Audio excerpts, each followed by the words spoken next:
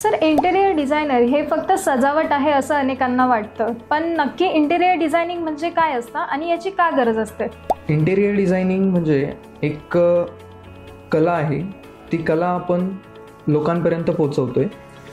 त्याचबरोबर हे जे आपण विचार करतो की इंटेरियर डिझायनिंग म्हणजे फक्त रंग संगती आहेत, तर ते फक्त रंग किंवा सजावट त्याचबरोबर फर्निचर करणं इतकं नसून त्यामध्ये आपण काय क्रिएटिव्हिटी देतोय, त्यानंतर जागेचं व्यवस्थित युटिलायझेशन करणं, व्हेंटिलेशन असणं, लाईट आपण कशी प्रोव्हाइड करतोय, ते या सगळ्या गोष्टी बघायला लागतात. बऱ्याचशा लोकांचा हा गैरसमज होतो की इंटेरियर डिझायनर एक हायर करणं म्हणजे आपण फक्त आपल्या घरासाठीचं एक फर्निचर बनवणं, त्याचबरोबर आपले जे टी व्ही युनिट्स आहेत, ज्या आपल्या नीड्स आहेत म्हणजे गरजा आहेत, त्या गरजा भागवून घेणं.